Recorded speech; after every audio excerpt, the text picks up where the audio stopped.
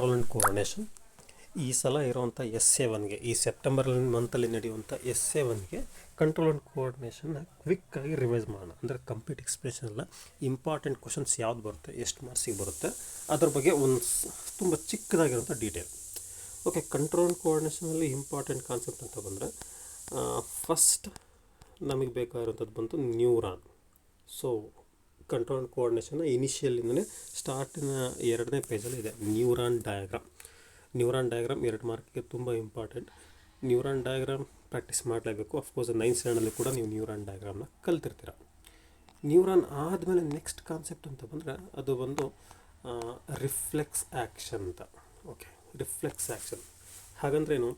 Sudden unconscious and involuntary response of the effectors to a stimuli. ಅಂದರೆ ಏನಿಲ್ಲ, ಸಡನ್ನಾಗಿ ನಿಮಗೆ ಗೊತ್ತಿಲ್ಲದೆ ನೀವು ನಿಮ್ಮ ಅರಿವಿಲ್ದೇ ಮಾಡುವಂಥ ಆ್ಯಕ್ಷನ್. ಮೆಟ್ಲಿಳಿಯುವಾಗ ಜಾರಿದ್ರಿ ಅಂದರೆ ಸಡನ್ನಾಗಿ ಪಕ್ಕದಲ್ಲಿ ಯಾರಿದ್ರು ಅವ್ರನ್ನ ಬಿಗಿಯಾಗಿ ಹಿಡ್ಕೊಳ್ತೀರ. ಸೊ ನಿಮಗೆ ಗೊತ್ತಿಲ್ಲದೆ ಹಿಡ್ಕೊಂಡಿರ್ತೀರ. That is called reflex action. ಈ ರಿಫ್ಲೆಕ್ಸ್ ಆ್ಯಕ್ಷನಲ್ಲಿ ಬ್ರೈನ್ ಯಾವುದೇ ಕೆಲಸ ಮಾಡಲ್ಲ, ಎಲ್ಲ ಫಂಕ್ಷನ್ ಮಾಡುವಂಥದ್ದು ನಮ್ಮ spinal cord. So spinal cord guidance ಮೇಲ್ಗಡೆ ನಾವು ಈ ವರ್ಕ್ ಮಾಡಿರ್ತೀವಿ. ಇವಾಗ ಸೈಕಲಲ್ಲಿ ಹೋಗುವಾಗ ಸಡನ್ನಾಗಿ ಯಾರಾದರೂ ಅಡ್ಡ ಬಂದರೆ ಸಡನ್ನಾಗಿ ಬ್ರೇಕ್ ಹಾಕಿರ್ತೀವಿ. ಬ್ರೇಕ್ ಹಾಕಿದ್ಮೇಲೆ ನಮಗೆ ಬ್ರೈನಿಗೆ ಗೊತ್ತಾಗುತ್ತೆ, ಬ್ರೇಕ್ ಹಾಕಿ ನಿಲ್ಲಿಸ್ದೆ ನಾನು ಅಂತ. ಯಾಕಂದರೆ ಈ ಆ್ಯಕ್ಷನ್ ಮಾಡಿರೋದು ನಮ್ಮ ಸ್ಪೈನಲ್ ಕಾರ್ಡ್, ಬ್ರೈನ್ ಅಲ್ಲ. ಸೊ ಈ ರಿಫ್ಲೆಕ್ಸ್ ಆ್ಯಕ್ಷನ್ ಡೆಫಿನೇಷನ್ ಆಗಿರ್ಬೋದು, ಎಕ್ಸಾಂಪಲ್ಸ್ ಆಗಿರ್ಬೋದು, ಈ ಥರದನ್ನು 1 or 2 ಮಾರ್ಕಿಗೆ ಕೇಳ್ಬೋದು. ನೆಕ್ಸ್ಟ್ ಕಾನ್ಸೆಪ್ಟ್ ಅಂತ ಬಂದರೆ ನಮಗಿರುವಂಥದ್ದು brain. So brain diagram must and should ಕಲಿಯಲೇಬೇಕು. 3 ಮಾರ್ಕಿಗೆ brain diagram important.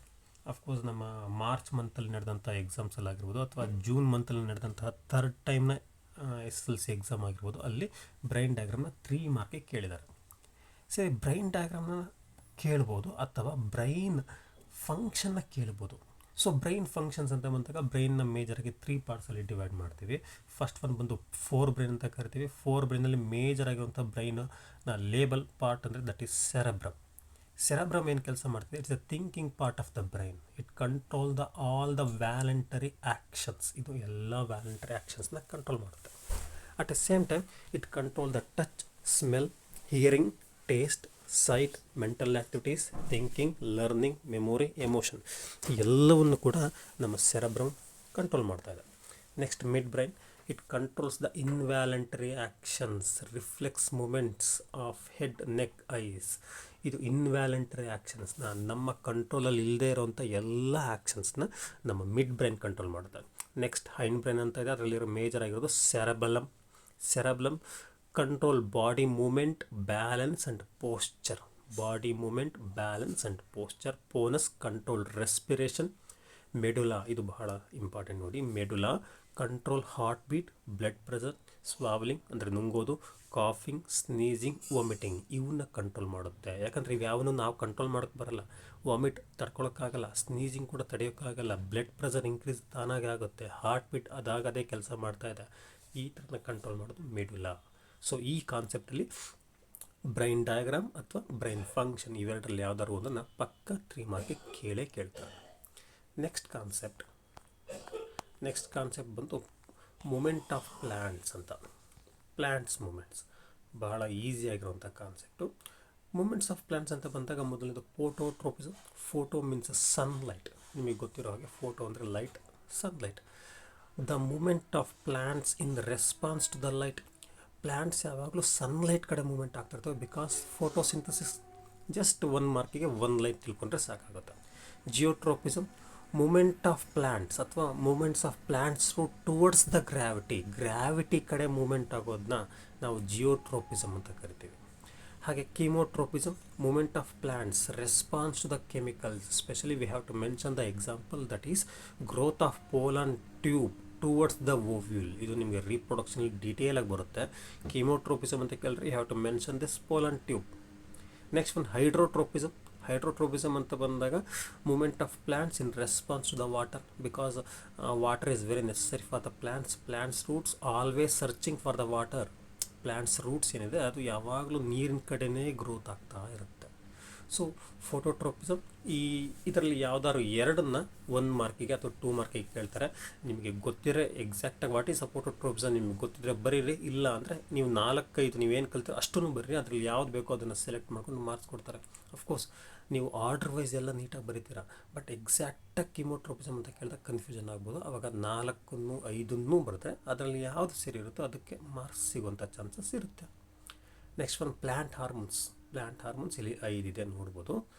Plant hormones ಮೊದಲನೇದು ಅಂತ ಬಂದಾಗ ಆಕ್ಸಿನ್ಸ್ ಇದೆ.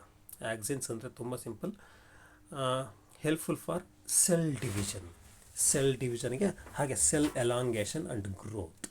ನಿಮಗೆ ನೆನಪಿರ್ಬೋದು 9th ಎಪಿಕಲ್ ಮೆರಿಸ್ಟಮ್ಯಾಟಿಕ್ ಟಿಶ್ಯೂ ಕಲ್ತಿದ್ರಿ, ಗ್ರೋತ್ ಆಫ್ ದ ಪ್ಲ್ಯಾಂಟ್, ಹೌದಲ್ವಾ? ಸೊ ಅದೇ ಥರ auxin helps in cell division, cell elongation and growth. Next one gibberellin helps in growth of stem and branches, growth of stem and branches, intercalary meristematic tissue ಅಂತ ಕಲ್ತಿದ್ರಿ. ನೆಕ್ಸ್ಟ್ ಒಂದು cytokinesis, cyto means cytoplasm, cell division help ಮಾಡುತ್ತೆ, ಹಾಗೆ formation of fruits and seeds. Abscisic acid it will control the growth of the plant. Plant growth ಅನ್ನೋದು ಅನಿಮಲ್ಸಲ್ಲಿ ಒಂದು control ಇದೆ, ಬಟ್ ಪ್ಲ್ಯಾಂಟ್ಸಲ್ಲಿ ಹೆಂಗೆ ಬೇಕೋ ಹಾಗೆ ತುಂಬ ದೊಡ್ಡದಾಗಿ ಬೆಳೀತಾ ಇರುತ್ತೆ, ನಂಬರ್ ಆಫ್ ಬ್ರಾಂಚಸ್ಸಿಂದ. ಅದನ್ನು ಕೂಡ ಕಂಟ್ರೋಲ್ ಮಾಡೋಕ್ಕೆ ಇನ್ನೊಂದು ಹಾರ್ಮೋನ್ ಇದೆ, ದಟ್ ಈಸ್ ಆಪ್ಸಿಸಿಕ್ ಆ್ಯಸಿಡ್. ಇದು ಗ್ರೋತ್ನ ಕಂಟ್ರೋಲ್ ಮಾಡುತ್ತೆ, ಎಲೆಗಳನ್ನ ಉದುರು ಹೋಗೋ ಥರ ಮಾಡುತ್ತೆ, ಎಲೆಗಳನ್ನ ತುಂಬ ಹಣ್ಣಾಗಿ ಚೆನ್ನಾಗಿ ಒಣಗಿದ ಮೇಲೆ, ಟಾಕ್ಸಿಕ್ ಎಲ್ಲ ಅದ್ರ ಮೇಲೆ ತುಂಬಿದ ಮೇಲೆ ಅದು ಉದುರು ಹೋಗೋಕ್ಕೆ ಕೂಡ ಇದು ಸಹಾಯ ಮಾಡುತ್ತೆ. Next one ethylene helps in farming, flowering and ripening of fruits. So ಹೂ ಆಗೋಕ್ಕೆ, ಹಾಗೆ ಕಾಯಿ ಹಣ್ಣಾಗೋಕ್ಕೆ, ಮಾವಿನ ಕಾಯಿ ತಾನಾಗೆ ನ್ಯಾಚುರಲಾಗಿ ಹಣ್ಣಾಗೋಕ್ಕೆ ಈ ಒಂದು ಹಾರ್ಮೋನ್ ಹೆಲ್ಪ್ ಮಾಡುತ್ತೆ. ಸೊ ಈ 5 ನೀವು ಕಲಿಯೋಕ್ಕೆ ಕುಂತಾಗ ಒಂದು ಸ್ವಲ್ಪ ಹೊತ್ತಲ್ಲಿ, ಒಂದು ಅರ್ಧ ಗಂಟೆಯಲ್ಲಿ 5 ಕಲ್ತು ಆದರೆ ಎಕ್ಸಾಕ್ಟಾಗಿ 1 ಮಾರ್ಕಿಗೆ what is cytokinins or what is means function of abscisic acid ಅಂತ ಕೇಳಿದಾಗ ಯಾವುದನ್ನು ಬರೀಬೇಕು ಅನ್ನೋದು ಕನ್ಫ್ಯೂಷನ್ ಆಗಿಬಿಡುತ್ತೆ. ಅವಾಗ ಏನು ಮಾಡಬೇಕು, 2 ಮಾರ್ಕಿಗೆ ಕೇಳ್ತಾನೆ, right the function of cytokinin and gibberellins ಅಂತ. ಅವಾಗ ನೀವೇನು ಮಾಡಬೇಕು, first auxin function, gibberellin function, cytokinin ಹೆಂಗೆ ನೀವು ಕಲ್ತಿದ್ರಲ್ಲ ಆರ್ಡರ್ ವೈಸು, ಅದನ್ನೇ ಬರೀರಿ. ಅದರಲ್ಲಿ ಯಾವುದು ಬೇಕೋ ಅವ್ರು ಅದನ್ನು ಸೆಲೆಕ್ಟ್ ಮಾಡ್ಕೊಳ್ತಾರೆ. ಯಾಕೆ ಅಂದರೆ ಆಕ್ಸಿನ್ ಫಂಕ್ಷನ್ನ ಸೈಟೋಕೈನಿನ್ಗೆ, ಸೈಟೋಕೈನಿನ್ ಫಂಕ್ಷನ್ನ ಗಿಬ್ರಿಲಿನ್ಗೆ ಬರೆದು ಈಸಿಯಾಗಿ ಬರುವಂಥ 2 ಮಾರ್ಕ್ಸ್ನ ಮಿಸ್ ಮಾಡ್ಕೊಳ್ಳೋ ಚಾನ್ಸಸ್ ಇರುತ್ತೆ. ಆ ಥರ ಮಾಡಬೇಡಿ. So write everything what you know. Next last concept we have that animal hormone. Animal hormone ಭಾಳ ಸಿಂಪಲ್. ಅನಿಮಲ್ ಹಾರ್ಮೋನ್ನ ಸ್ವಲ್ಪ ಆರ್ಡರ್ ವೈಸಲ್ಲಿ ನೋಡೋಣ. ಸೊ ನಮ್ಮ ಟೆಕ್ಸ್ಟ್ ಬುಕ್ನ ಟೇಬಲ್ ಒಳಗಡೆ ಲಾಸ್ಟ್ ಪೇಜಲ್ಲಿರುವಂಥ ಆ ಟೇಬಲಲ್ಲಿ ಸ್ವಲ್ಪ ಅದಕ್ಕಲ್ಲೂ ಕೂಡ ಕೊಟ್ಟಿದ್ದಾರೆ, ಅದನ್ನು ಇನ್ನೂ ಸ್ವಲ್ಪ ಚೆನ್ನಾಗಿ ಆರ್ಡರ್ ವೈಸಲ್ಲಿ ನೋಡೋಣ. First we have to start from the hypothalamus. Hypothalamus ಅಲ್ಲಿ ಕೊನೆಯಲ್ಲಿದೆ. ಫಸ್ಟ್ ಹೈಪೋಥಲಾಮಸ್ನ ಶುರು ಮಾಡಿ. ಹೈಪೋಥಲಾಮಸ್ ಫಂಕ್ಷನ್ ಏನು, it will release the hormone, that hormone stimulate the pituitary gland. ಇದೊಂಥರ ಹೆಡ್ ಮಾಸ್ಟರ್ ಇದ್ದ ಹಾಗೆ. ಇದು ಒಂದು ಹಾರ್ಮೋನ್ನ ಒಂದು ಮೆಮೊನ ರಿಲೀಸ್ ಮಾಡಿಬಿಟ್ಟು, ಒಂದು ಹಾರ್ಮೋನ್ನ ರಿಲೀಸ್ ಮಾಡಿಬಿಟ್ಟು ಪಿಟ್ಯುಟರಿ ಗ್ಲ್ಯಾಂಡ್ಗೆ ಕೆಲಸ ಮಾಡಿ ಅಂತ ನೆನಪು ಮಾಡಿಕೊಡುತ್ತೆ. So when the hypothalamus releases the hormone, that hormone stimulate the pituitary gland. ಆವಾಗ ಪಿಟ್ಯುಟರಿ ಗ್ಲ್ಯಾಂಡ್ ಎಚ್ಚೆತ್ಕೊಂಡು it will secrete the growth hormone. ಆವಾಗ ಪಿಟ್ಯುಟರಿ ಗ್ಲ್ಯಾಂಡ್ ಹೈಪೋಥಾಲಮಸ್ ನೆನಪು ಮಾಡಿದ ಮೇಲೆ ಪಿಟ್ಯುಟರಿ ಗ್ಲ್ಯಾಂಡ್ ಗ್ರೋತ್ ಹಾರ್ಮೋನ್ನ ಪ್ರೊಡ್ಯೂಸ್ ಮಾಡುತ್ತೆ. ಆ ಗ್ರೋತ್ ಹಾರ್ಮೋನು ಬಾಡಿಯಲ್ಲಿರುವಂತಹ ಎಲ್ಲ ಆರ್ಗನ್ಸ್ನ, ಎಲ್ಲ ಫಂಕ್ಷನ್ಸ್ನ, ಎಲ್ಲ ಆರ್ಗನ್ಸ್ನ ಗ್ರೋತ್ ಮಾಡೋಕ್ಕೆ ಸಹಾಯ ಮಾಡುತ್ತೆ. ಪಿಟ್ಯುಟರಿ ಗ್ಲ್ಯಾಂಡ್ ಗ್ರೋತ್ ಹಾರ್ಮೋನ್ನ ಪ್ರೊಡ್ಯೂಸ್ ಮಾಡಿದ ಮೇಲೆ ನೆಕ್ಸ್ಟ್ ಕೆಳಗಡೆ ಬರೋಣ ನೋಡಿ, ಅಲ್ಲಿ ಥೈರಾಯ್ಡ್ ನಮ್ಮ ನೆಕ್ ಹತ್ರ ಇದೆ. Thyroid gland it will produce the thyroxine hormone. 8th ಸ್ಟ್ಯಾಂಡರ್ಡಲ್ಲಿ ಇದು ಬಂದಿತ್ತು, ಥೈರಾಕ್ಸಿನ್ ಅನ್ನೋ ವರ್ಡ್ ಮೆಟಾಮಾರ್ಫೋಸಿಸಲ್ಲಿ ಕಲ್ತಿದ್ವಿ. It produce the thyroxine hormone. It is helpful for metabolism. Thyroxine metabolism, body metabolism help ಮಾಡುತ್ತೆ. ನೆಕ್ಸ್ಟ್ ಸ್ವಲ್ಪ ಕೆಳಗಡೆ ಬರೋಣ. ಅಲ್ಲಿರುವಂಥದ್ದು ಬಂದು ನಮಗೆ ಅಡ್ರಿನಲ್ ಗ್ಲ್ಯಾಂಡ್, ಕಿಡ್ನಿ ಮೇಲ್ಗಡೆ ಇದೆ. Adrenal gland present above the kidneys. It will produce the adrenaline hormone. It will secrete, it will produce during the time of stress ಅಂದರೆ ನೀವು ರೋಡಲ್ಲಿ ನಡ್ಕೊಂಡು ಹೋಗ್ತಾ ಇರ್ತೀರ, ಇದ್ದಕ್ಕಿದ್ದಂಗೆ ನಾಯಿ ಹಿಂದ್ಗಡೆಯಿಂದ ಬೊಗಳ್ಬಿಡುತ್ತೆ, ಸಡನ್ನಾಗಿ ನಿಮ್ಮ ಹಾರ್ಟ್ ರೇಟ್ ಜಾಸ್ತಿ ಆಗುತ್ತೆ, ಬ್ಲಡ್ ಪ್ರೆಷರ್ ಜಾಸ್ತಿ ಆಗುತ್ತೆ, ನಿಮ್ಮ ಗಂಟಲು ಒಣಗೋಕ್ಕೆ ಶುರು ಆಗುತ್ತೆ. ಸೊ ಇದೇನು ಅಂದರೆ ಸ್ಟ್ರೆಸ್ ಟೈಮಲ್ಲಿ ಪ್ರೊಡ್ಯೂಸ್ ಆಗುತ್ತೆ. ಆ ಸ್ಟ್ರೆಸ್ ಸಿಚುವೇಶನ್ ಹ್ಯಾಂಡ್ಲ್ ಮಾಡೋಕ್ಕೆ ಬೇಕಾಗಿರೋ ಎನರ್ಜಿನ ಇದು ಪ್ರೊಡ್ಯೂಸ್ ಮಾಡುತ್ತೆ. ನೆಕ್ಸ್ಟ್ ಅದರ ಪಕ್ಕದಲ್ಲಿ ಪ್ಯಾಂಕ್ರಿಯಾಸ್ ಇದೆ. ಪ್ಯಾಂಕ್ರಿಯಾಸ್ ಅಂತ ಬಂದಾಗ it will produce the insulin. ಇದು ಸ್ಟಾರ್ಚ್ ಅಥವಾ ಶುಗರ್ನ ಡೈಜೆಸ್ಟ್ ಮಾಡ್ಕೊಳ್ಳೋಕ್ಕೆ ಅಥವಾ ನಮ್ಮ ಬ್ಲಡ್ಡಲ್ಲಿ ಶುಗರ್ ಲೆವೆಲ್ನ ಕಂಟ್ರೋಲಾಗಿ ಇಟ್ಕೊಳ್ಳೋಕ್ಕೆ ಹೆಲ್ಪ್ ಮಾಡುತ್ತೆ. Pancreas insulin control the blood sugar level in the blood. ಕೊನೆಯಲ್ಲಿ 2 ನೋಡೋಣ. ಅದು ಬಂದು ಟೆಸ್ಟೋಸ್ಟಿರಾನ್.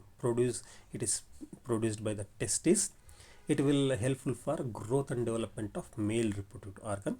ಅದೇ ಥರ oestrogen produce from the vowels ಅಂತ ತೊಗೋಬೋದು, ಅಥವಾ ಎಕ್ಸ್ ಅಂತ ತೊಗೋಬೋದು. ಫೀಮೇಲ್ ರಿಪ್ರೊಡಕ್ಟಿವ್ ಆರ್ಗನಲ್ಲಿ ಇದು ಪ್ರೊಡ್ಯೂಸ್ ಆಗುತ್ತೆ, helpful for growth and development of female reproductive organ and also the maintenance of menstrual cycle. So oestrogen ovaries ಅಂತ ನಾವು ಹೇಳ್ಬೋದು. ಸೊ ಇಲ್ಲೂ ಅಷ್ಟೇ ಯಾವುದಾದ್ರು ಒಂದು ಎಕ್ಸಾಕ್ಟ್ ಹಾರ್ಮೋನ್ನ ಕೇಳಿ ಫಂಕ್ಷನ್ ಕೇಳ್ತಾರೆ, ನಿಮಗೆ ಕನ್ಫ್ಯೂಷನ್ ಆಗ್ಬೋದು. ಆವಾಗ ನೀವೇನು ಮಾಡ್ತೀರ ಅಂದರೆ ಅಷ್ಟನ್ನು ಬರೀರಿ. ಸೊ ಅದರಲ್ಲಿ ಯಾವ್ದಾದ್ರು ಇಂಪಾರ್ಟೆಂಟ್ ಅದರಲ್ಲಿ ಬೇಕಾಗಿರೋದನ್ನ ಸೆಲೆಕ್ಟ್ ಮಾಡಿ ಮಾಡಿಸ್ಕೊಡ್ತಾರೆ.